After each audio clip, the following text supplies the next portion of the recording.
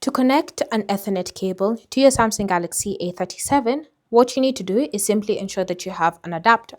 Now, this is a U-green adapter that simply allows me to connect my Ethernet to this end and this end to my charging port on my A37. So what you're going to do is simply just plug it in like so.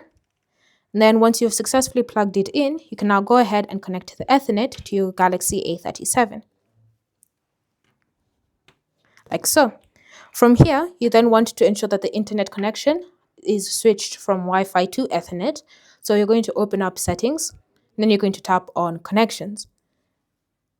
And then from here, you're going to select more connection settings, and you're going to tap on Ethernet.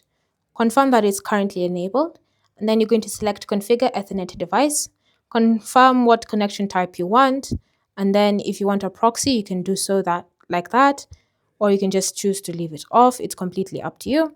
And if you've made any changes, all you need to do is simply just confirm by tapping on save, and they should be made. Now from here, you should be able to use your Ethernet connection to search for something. So let's say, for example, you're searching for 11 labs. When you tap on it, it should load the search results, and you can see the Wi-Fi is turned off, meaning it's actually using Ethernet. Thanks for watching. If you have any questions or comments, leave them down below, and I'll see you in the next video.